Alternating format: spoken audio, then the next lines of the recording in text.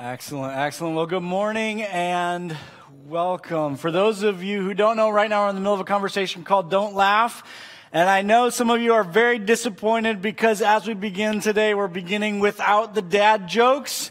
But we are celebrating baptisms all morning long, and to be honest with you, that's a much bigger celebration than dad jokes.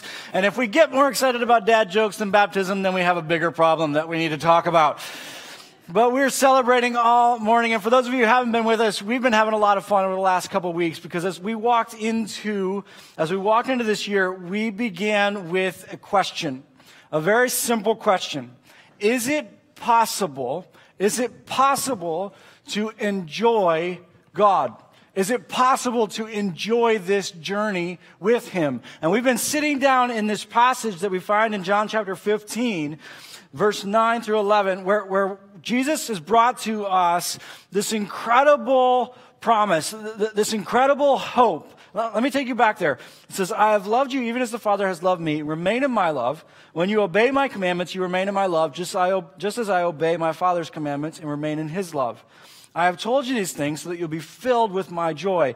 Yes, your joy will overflow. He says, everything that I've been walking you guys through, all that I've been preparing you for, listen, this is so that your joy will overflow, so that you can experience my joy, but not just experience my joy, but that your joy will overflow. And we've been looking at it and saying, okay, what does that look like? How do we know that? How do we experience that? And as we've been looking at that, we've been walking through three different principles. And remember, this wasn't just important to Jesus. This was also important to those who knew Him best. When Paul is looking at, okay, is God going to keep me on this journey or not? He says, the reason why I believe God is going to keep me alive. Let me take you back to that passage as well. Philippians 1:25. Knowing this, I'm convinced that I will remain alive so I can continue to help all of you grow and experience the joy of your faith. The reason that I'm being kept alive is for you to know and experience the joy of your faith. You understand your faith, but I don't know if you're actually experiencing the joy of that. And so I'm working for you to know and experience that. And I believe God's going to keep me alive for that reason. This was a big deal. And so we've just kind of sat down on this and said, okay, what does that look like? And we've kind of unpacked, what is it? For those who knew Jesus, what did they teach about joy? What do the scriptures come to us with concerning joy? And we've seen God leading us in a couple of different ways. The first one we talked about a couple of weeks ago, where God says you need to detach your joy from the things that you normally connect it to, from the things that are insignificant, and you need to attach it to those things which are eternal and significant. You need to attach your joy to my presence. You need to attach your joy to your salvation. You need to attach your joy to your eternity. You need to attach your joy to what I'm doing in your life for you to become like Jesus, to the mission that I have you on. Last week, we built on that and said, listen, if we're going to know God's joy, we have to change our mindset about obedience. We got to get serious about obedience and change the way that we look at righteousness and goodness and get excited about that as opposed to believing the lie that it's robbing us of life. And then as we come together this week, we're wrapping up this conversation with one final principle that I think the scriptures teach us is crucial, critical to us knowing His joy, to us overflowing with His joy. You see, we live in a world that's filled with idols. We live in a culture that's all about idols. And we are constant. We live our lives pursuing all these different idols. And we pursue the idol of wealth. And we think, man, if I can just be wealthy, then I'm going to be happy. If I could just have enough money, I'm going to be secure. And an idol is anything that we pursue to give us value or security or satisfaction. And we do. We live our lives chasing these different things in all these different ways. And so maybe it's not wealth. Maybe it's the accumulation of things. If I can just have the things that I crave, if I can just have enough stuff, then I'm going to be happy. Then I'm going to be satisfied. Then I'm going to be valuable. Or sometimes we pursue it in relationships. And if I can just get married, then I'll be happy. Then I'll be valuable. Our culture is full of idols. And if you've been a part of Hoboken Grace, you've heard us talk about this before, how we pursue idols. And God's constantly in our lives trying to call us out of that. Even when you look at the passage that we talked about a couple weeks ago when we were attaching our joy to the wrong thing. Let me take you back there. 1 Timothy chapter 6, verse 17. It says, teach those who are rich in this world not to be proud and not to trust in their money, which is so unreliable. Their trust should be in God, who richly gives us all that we need for our enjoyment. In this passage, he's calling us away from an idol. He's saying, listen, don't attach your joy to this. Don't worship this. Don't worship your money because it's unreliable. It's not going to satisfy you. It's not going to bring what you thought it was going to bring. And he's constantly calling us out of those idols and calling us back to him and saying, listen, that's not going to satisfy you. Only I can satisfy you. That's not going to make you valuable. The way that I gave my life for you is what makes you valuable. He's calling us out of those idols. And typically, that's the conversation that we have about idols. Listen, these things aren't going to actually make you happy, and God's calling you out of them and back to him. But there's more to the idol conversation than that.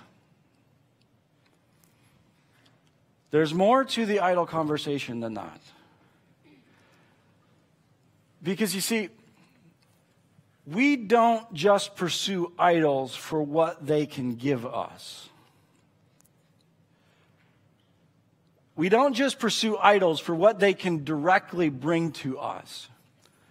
We also pursue idols because we want to be the idol.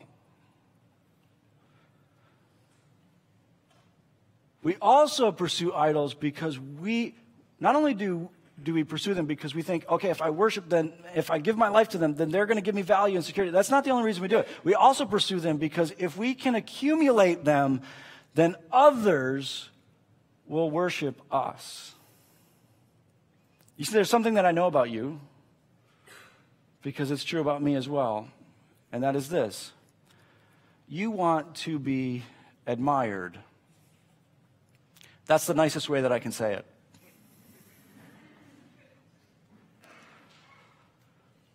The other words that you might use for that is that you want to be envied. You want to be worshiped.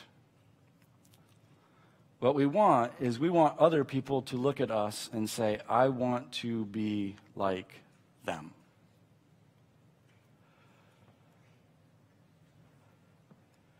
And we don't just pursue idols for what they can give to us directly. We pursue idols because if I can accumulate what you worship, then you will worship me.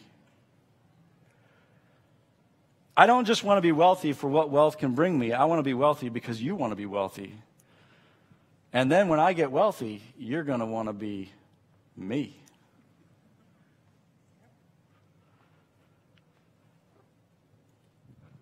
There's more to the conversation about idols. And we accumulate them not just for what they can give us, but we accumulate them because we want to be the idol. This is everywhere in our culture. This is why our culture is so driven by celebrity. We want to be we want to be celebrities. We strive. We're driven for it. Why? Because we want people to want to be us. And some of you are here and say, no, I don't want anything to do with that celebrity. I know someone like this in my life. He completely shuns celebrity, shuns anything to do with celebrity, shuns the entire idea of celebrity. He actually wants to be worshiped for it.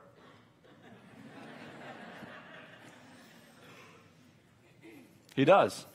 Some of you don't want to be worshiped because of how you're a celebrity. Some of you want to be worshiped because of how humble you are. Or you want to be worshiped because of the impact that you're making in the world. It can drive us to good things. But at the heart of it is the desire to become the idol, to be worshiped. It's not a new thing. It's been around since the very beginning. As a matter of fact, the temptation to Adam and Eve, at the core of it, was the desire to be worshiped. Genesis chapter 3, for God knows, in the day you eat of it, your eyes will be opened and you will be like God. He says, no, you don't have to worship him anymore. People will worship you. It's one of the core temptations in our life. In the scriptures, all temptation is wrapped up into 3 different categories. John breaks it down for us in 1 John chapter 2. He says, for all that is in the world, the lust of the flesh, the lust of the eyes, and the boastful pride of life is not from the Father, but is from the world. You can take all of the temptation that you experience and you can sum it up into 3 different categories. The first is the lust of the flesh. It's the desire for pleasure. And it doesn't just have to do with sex. It's the desire to feel. I want to feel a certain way. I want to make sure that I feel this way. It's the desire for pleasure. The second is the lust of the eyes. It's the desire for possession. When you go back to the temptations of Jesus, there are these 3 things. The first one is the desire to feel. Turn this rock into bread. End your hunger. It's the desire for pleasure. The second is the desire for possession. He takes him and says, I'll give you all of this. Everything that you see, it can be yours. It's the desire to possess. I want to have. And then the pride of life, which is the desire for position.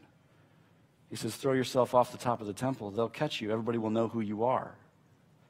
It's the desire for power and position. It's the desire to be worshiped. Throw yourself off. They'll worship you.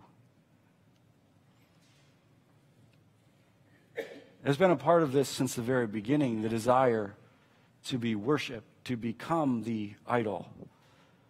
And the reason why we pursue the idols is not just for what they can give us, but for how we will be worshiped because we have them.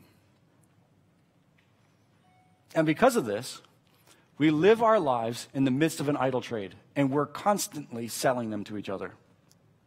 Because I don't just want it to be my idol, I want it to be your idol too. Because in order for you to worship me, it has to be your idol.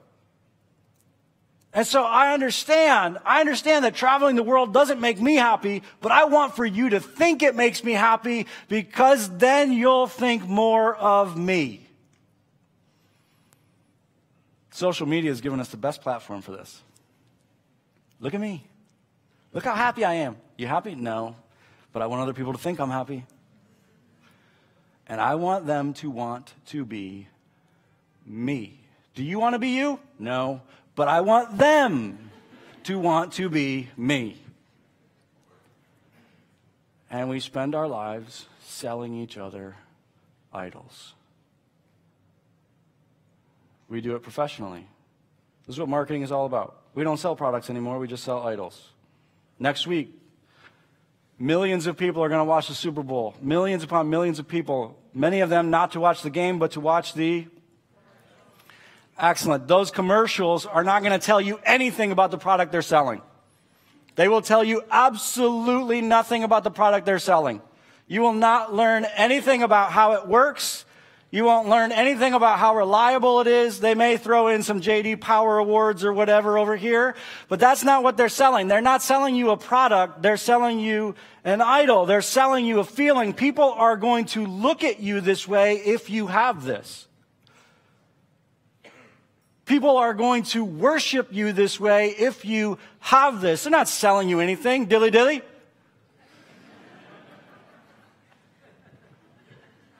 What does that have to do with beer?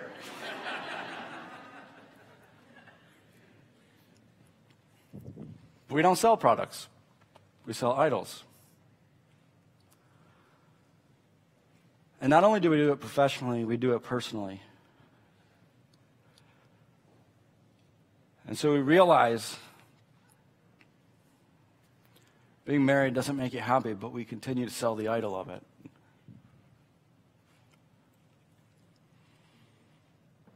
and it's destroying us. I remember the time that I was able to see this most clearly was when I went to Africa. And when I went to Africa for the first time, the people who were with me, they were devastated by the poverty. What devastated me wasn't the poverty. What devastated me was that they bought into our idols. What devastated me is that we'd sold them our idols and they'd bought it. Being poor doesn't make you miserable. Being poor and believing that wealth will make you happy makes you miserable. I lived a lot of my life being very, very, very, very, very poor. Being poor doesn't make you miserable. But when you buy the idol of wealth,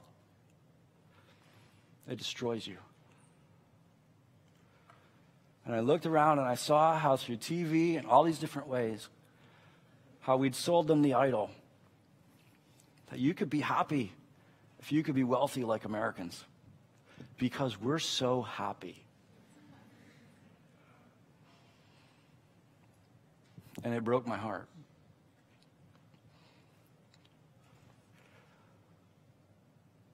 You don't find joy and you don't find happiness because you find the right idol. You don't find joy and you don't find happiness because you accumulate the idols that allow people to worship you. The scriptures come to us with a very different idea. The scriptures come to us and say, no. Joy is found when you realize that you don't actually need the idols. This is what Paul discovered, Philippians chapter 4. He says, how I praise the Lord that you are concerned about me again. I know you have always been concerned for me, but you didn't have the chance to help me. Not that I was ever in need, for I've learned to be content with whatever I have. I know how to live on almost nothing or with everything. I have learned the secret of living in every situation, whether it is with a full stomach or empty, with plenty or little. I can do everything through Christ who gives me strength. Paul says, you see, I've learned something. I've learned something amazing. And the amazing thing is I don't need the idols anymore. He said, I've learned something. I've learned something that so very few people did, that it doesn't matter what my circumstance is, I still have the joy. It doesn't matter what the situation is, I still have the peace and the love of God. It doesn't matter what the circumstances is, I'm still able to know His joy. I'm still able to be content. And it doesn't matter whether I have a lot or it doesn't matter if I have nothing at all. It doesn't matter whether I feel good or whether I've just been almost beaten to death. It doesn't matter whether things are going well or whether things are falling apart. He says, it doesn't matter. I've learned the secret. And when he comes to the end, it says, I can do all things through Christ who strengthens me. He's not saying you can do whatever you want. He's not saying you can tackle whatever obstacle. He's talking specifically about this. What he's saying is this: I've learned that it doesn't matter what the circumstance is. I can know His joy. This is something that we've been talking about for the last couple months, that what God has for you, what God has in store for you is above circumstance. It's beyond circumstance. This is what Paul's telling you. It doesn't matter what the circumstance is. He says, you keep thinking that the joy is based on circumstance. You keep thinking that the joy is based on what's happening around you. He says, but I've learned it doesn't have anything to do with that. He says, I figured it out. I don't need the idols. He said, I figured out that I can step out of it, that I don't need them anymore. One of the things that drove people crazy about Jesus, and one of the reasons why they turned on Jesus, is that Jesus refused to change the physical circumstances. And as he moved through the countryside, he healed.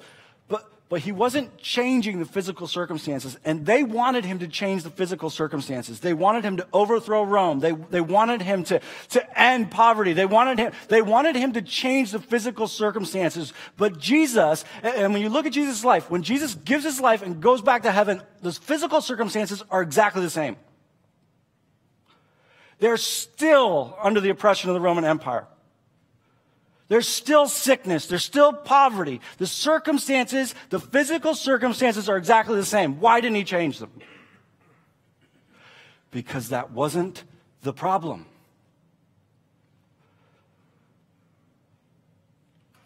Jesus is saying, you think that your joy is tied to the physical circumstances.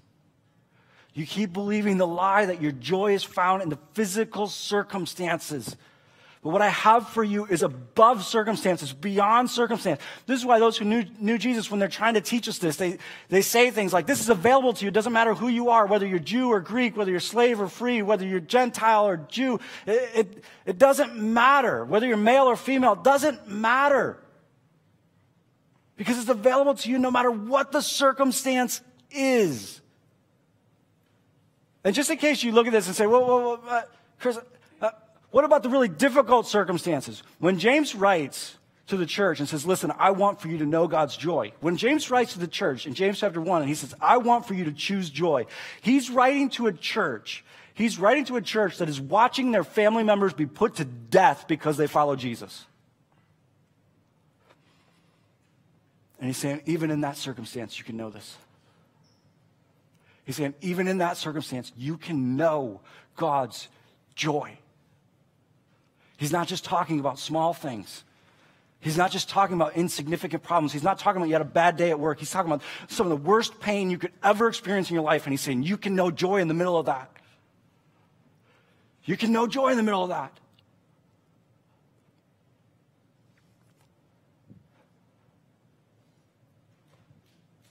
But you have to give up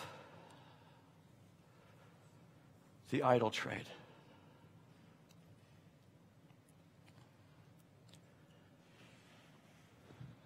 Do you know why the early church was persecuted?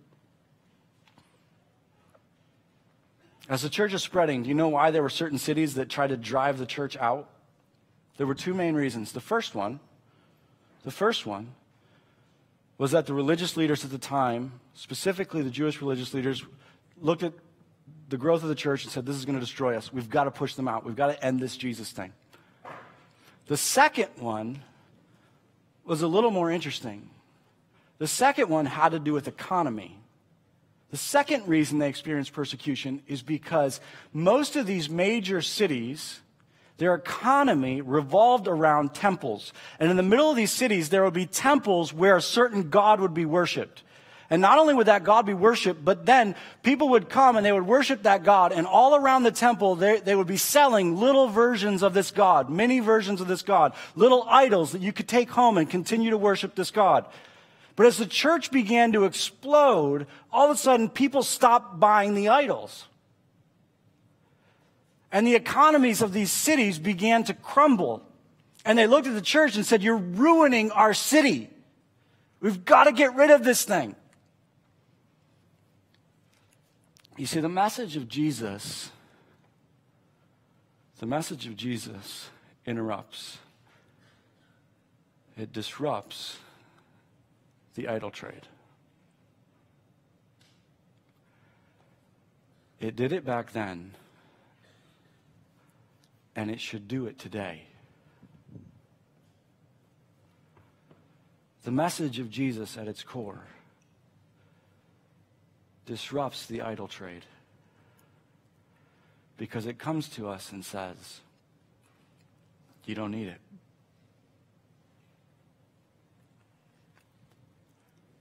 You don't need it.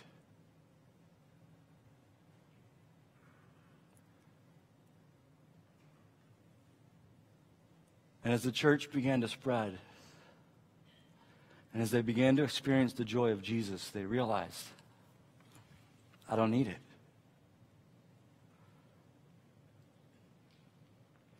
I don't need it.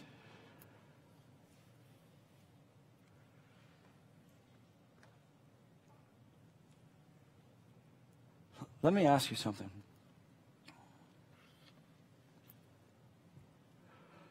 What do you need?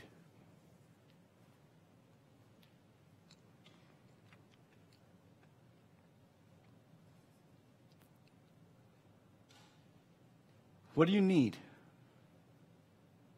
in order for you to know joy? What do you need?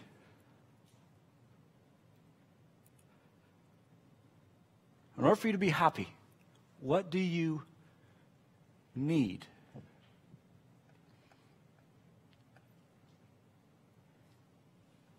Now be honest with yourself, because there should be two conversations happening in your head.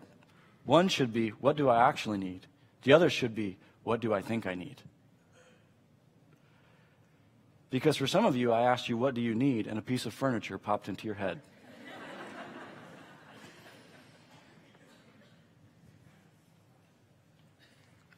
Or a number in your bank account popped into your head. Or a position at your job popped into your head. Or an outfit, or a relationship, or a child.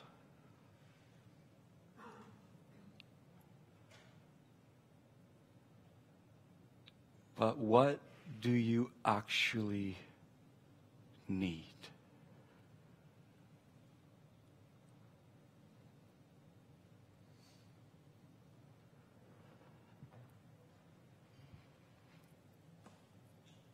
For those who have been declared righteous without working for it. For those who every moment of every day have the Spirit of God living within them. For those who know that they will spend every moment of eternity with Him. For those who've been called into a mission as His ambassadors, a mission that is crucial and essential, a mission that matters every moment of their lives. For those who know that their God is constantly working for them to become more like Jesus and to know His love and joy and peace and patience and kindness and goodness. For those who've been declared righteous without working for it. What do you need? What do you need to be happy? What do you need to experience the joy of God?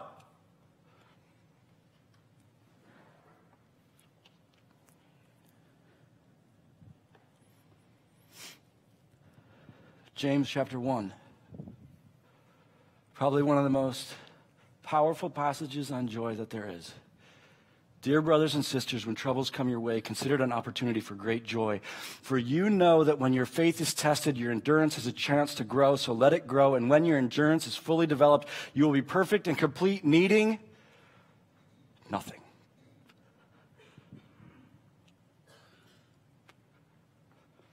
When you engage God on this journey of joy, and when he's writing to them in James, he's saying, listen, if you will engage me on this journey of joy, even in the circumstances that you're walking through, if you'll engage him in this, and if you will trust him to attach your joy to that which is significant, and you will faithfully follow him, is when your faith has a chance to be tested in this, it will develop endurance in you, and you're going to discover something about joy, and that is this: you don't need anything to have it, because you have Jesus. Because you have your salvation, and because you have your eternity, and because you have the mission that he's called you into, and because of the fact that you know that he's constantly working for you to become like him. He says, as you walk into this, you're going to discover one of the most beautiful and powerful things about what Jesus has done for you, and that is this: you don't need anything else to have his joy. Listen to me. Some of you are here and you're exploring this thing. This is available to you today. See, Jesus doesn't come and say, this is available for those who have it all together. He says, this is available to anyone who will trust me. I want to lead you into this if you'll trust me. And I know you've been spending your life trying to chase satisfaction, chase joy in all these other places, and it's leaving you wanting.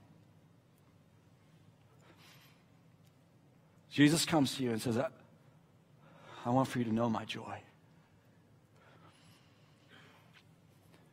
But he doesn't invite you into it so you can chase it. He invites you into it and says, you can know it right now.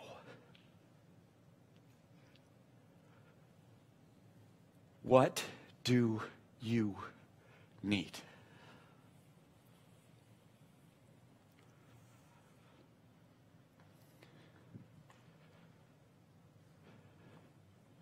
We believe we need all these different things. The journey of choosing joy, and following Christ in this is the journey of every time that feeling comes up that says, oh, I need that. If I'm going to be happy, I need that. It's the journey of saying, I don't need it. I don't need it. You should say that to yourself over 1,000 times a day, because you're tempted over 1,000 times a day to connect your joy to something else.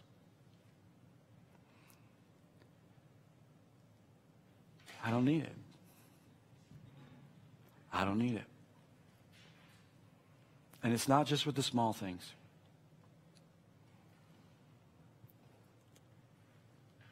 I don't need for my spouse to always respect me in order for me to be happy. I don't need for everything to go well with my kids' school in order for me to be happy. In order for me to know God's joy, I don't need that. And no matter what the circumstances are, I can still know His joy.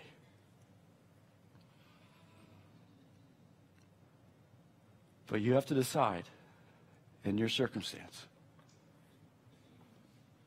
As James, the brother of Jesus, is writing to us, he says you have to decide in your circumstance to choose joy and faith. To choose to attach your joy to something else. To choose joy and faith. And to faithfully run after that. And as you do that, your endurance is going to grow. And you're going to discover something incredibly powerful and remarkably beautiful. I don't need anything else. And you can't take it from me. I don't need anything else. And you can't take it from me. And you can throw me in jail, and you can beat me to the last inch of my life. And I can go through some of the most painful and difficult things you can imagine. And I will still know the joy of God.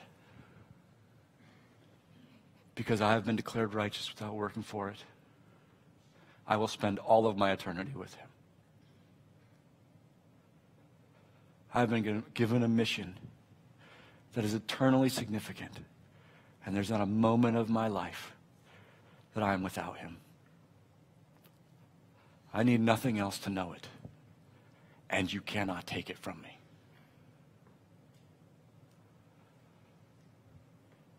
Will you pray with me? Father,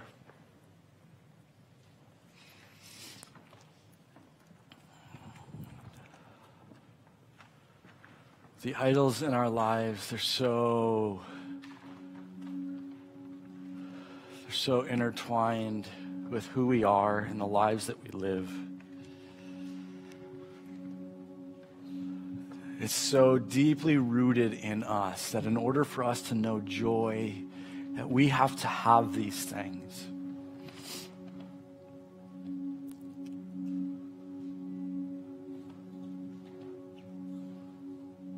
Father, I pray that we would be able to see the truth. The truth of the idol trade that we live in.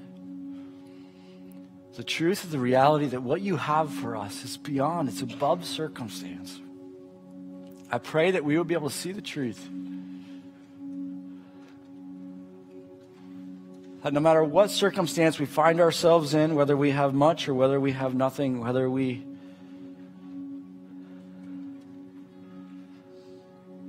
are in pain or whether we